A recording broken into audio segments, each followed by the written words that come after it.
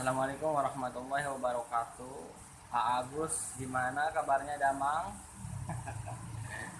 Saya hanya mau memberikan pertanyaan sama AA ya, to the point aja.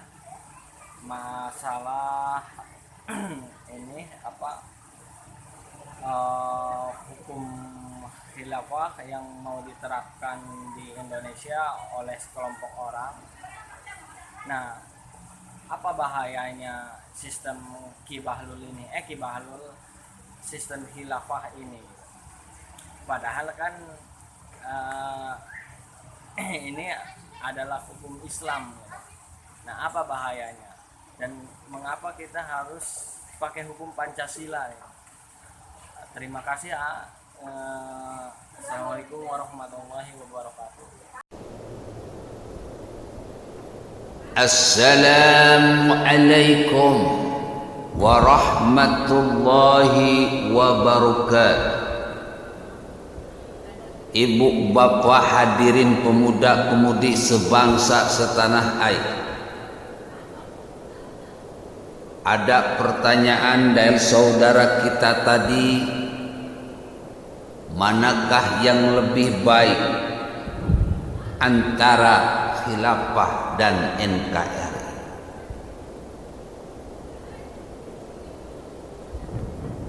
Saya gak akan bahas dalam-dalam, takutnya bapak ibu hadirin sekalian tenggelam. Saya gak akan bahas jauh-jauh, takutnya bapak ibu pemuda pemudi sekalian kulitnya melepuh.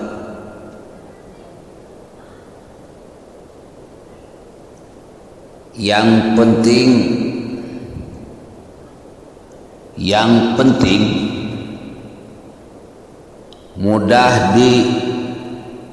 mudah meresap ke dalam hati, mudah diputarkan, dipikirkan di dalam akal, mudah untuk diucapkan dan mudah untuk dilaksanakan.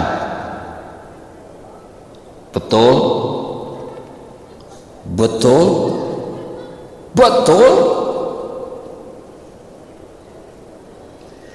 Ibu bapak hadirin pemuda pemudi sebangsa setanah air, gerakan khilafah itu sederhananya ingin mempersatukan umat Islam di seluruh dunia. Jadi nanti sudah tidak ada lagi yang namanya bendera NU,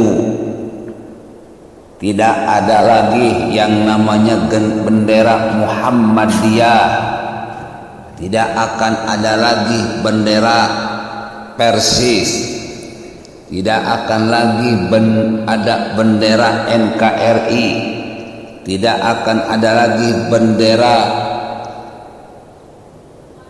bendera lainnya. Semuanya diganti dengan bendera Ar-Rayah, bendera perang yang warna hitam bertuliskan syahadat. Gimana sampai sini ngerti? Jadi khalifah itu adalah ingin mempersatukan umat Islam di seluruh dunia. Pertanyaannya, pertini ini, siapakah khalifah yang pantas memimpin khilafah? Sampai sekarang kita tanda tanya. Sampai sekarang kita tanya mereka tidak bisa jawab.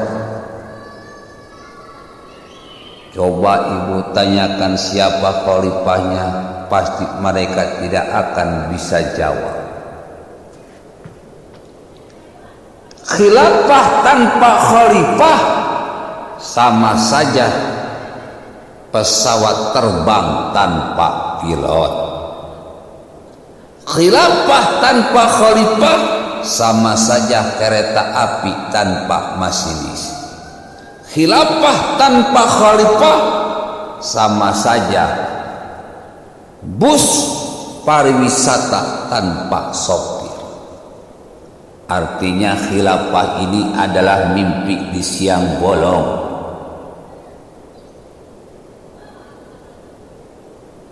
Jadi khalifahnya enggak ada. Ingin mempersatukan umat Islam seluruh dunia, tapi khalifahnya enggak ada.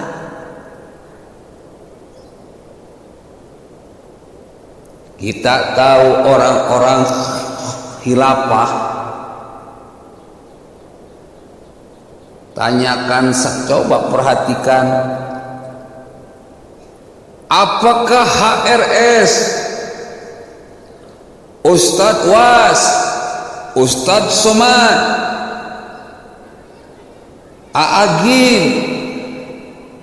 Ustadz Tengku Zulkarnain, Ustadz Wauni Yahya, Buya Yahya, apakah mereka pantas jika disebut sebagai khalifah? Apakah akhlak mereka sudah seperti Abu Bakar As-Siddiq? Apakah akhlak mereka sudah seperti Umar bin Khattab? Apakah akhlak mereka sudah seperti Utsman bin Affan?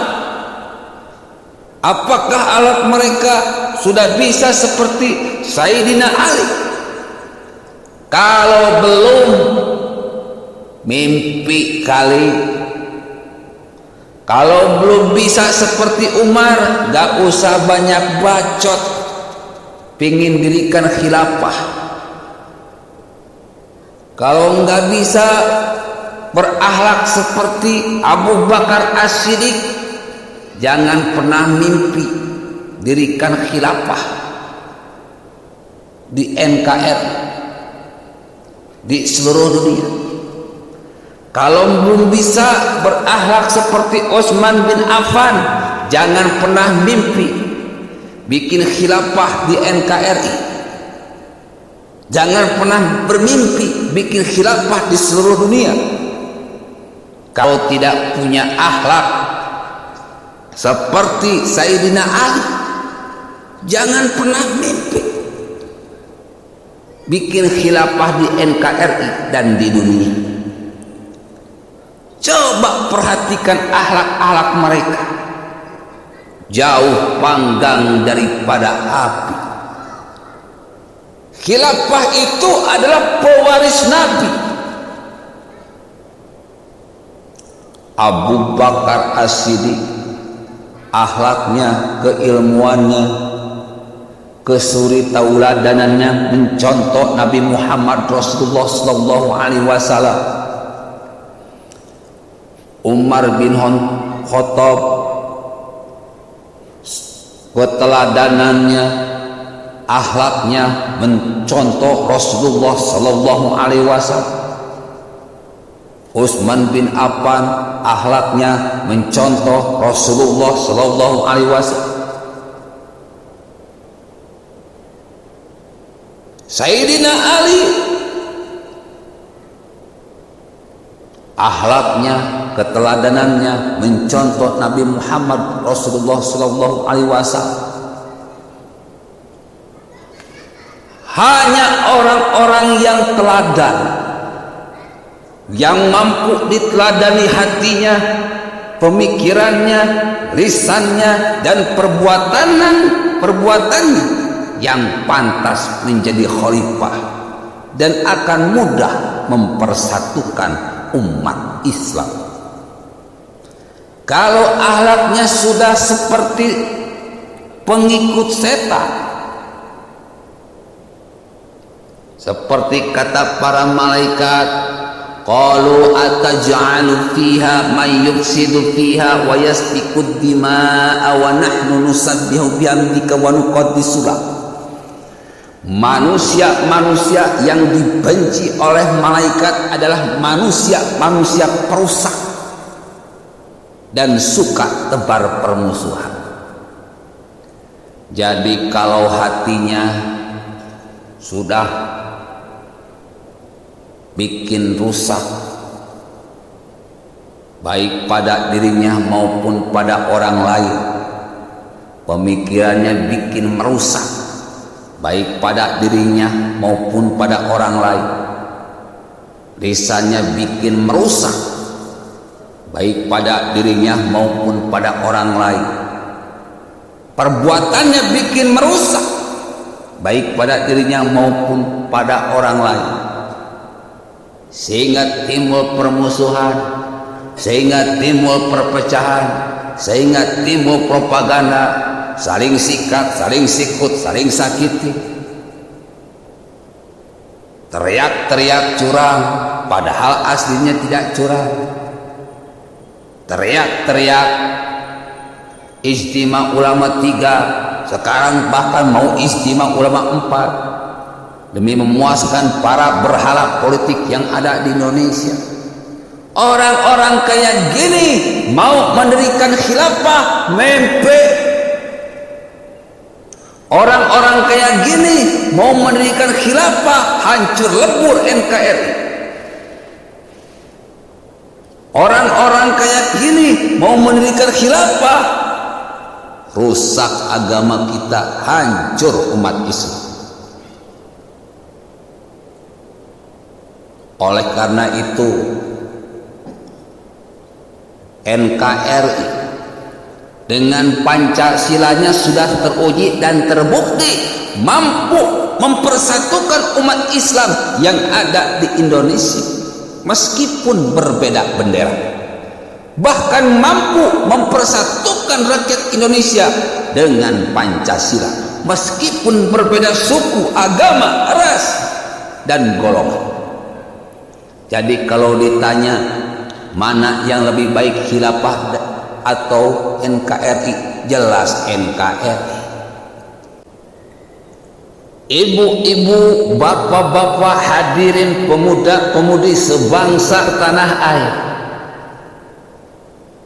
NKRI ini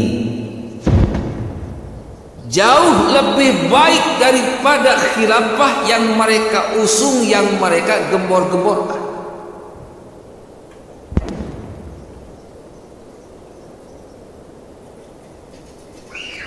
Khilafah tidak akan tegak di tangan orang-orang yang hatinya jahiliyah, yang pemikirannya jahiliyah, yang lisannya jahiliyah, yang perbuatannya jahiliyah. Khilafah tidak akan tegak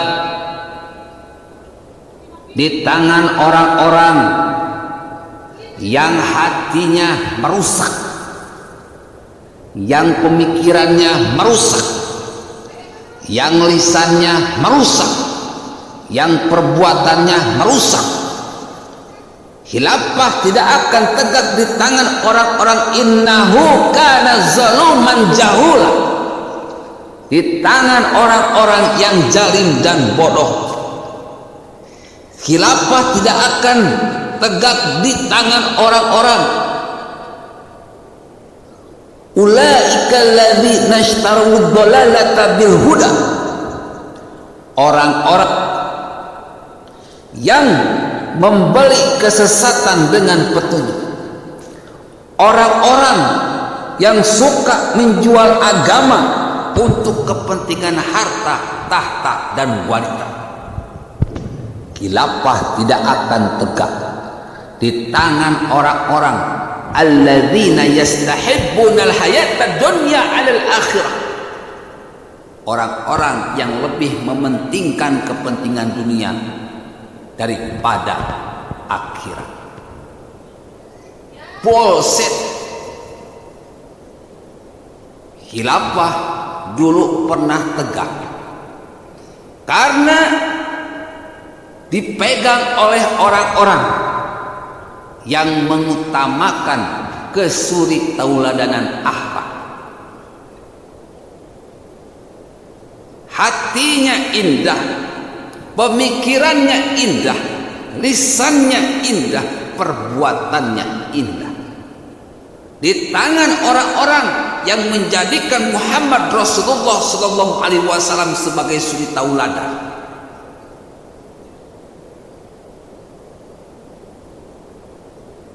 Hati Muhammad Rasulullah Sallallahu Alaihi Wasallam mereka teladan. Pemikiran Muhammad Rasulullah Sallallahu Alaihi Wasallam mereka teladan. Lisan dari Muhammad Rasulullah Sallallahu Alaihi Wasallam mereka tauladan. Perbuatan Nabi Muhammad Rasulullah Sallallahu Alaihi Wasallam mereka teladan. Di orang-orang seperti inilah khilafah akan tegak, bukan di tangan orang-orang yang hatinya seperti setan, yang pemikirannya seperti setan, yang lisannya seperti setan, yang perbuatannya seperti setan. Oleh karena itu NKRI ini jauh lebih baik dari khilafah yang mereka gembor-gemborkan. NKRI dipenuhi oleh golongan Islam Nusantara, Islam rahmatan lil alamin, yang lebih mementingkan isi daripada cangkang. Islam yang dibawa dengan keteladanan melalui kebudayaan, melalui bahasa, melalui seni, melalui teknologi. Itulah Islam Nusantara. Tidak hanya mampu mempersatukan umat Islam, tetapi mampu mempersatukan rakyat Indonesia. NKRI harga mati, khilafah sebentar lagi juga mati. Billahil taufiq wal hidayah. Wassalamualaikum warahmatullahi wabarakatuh.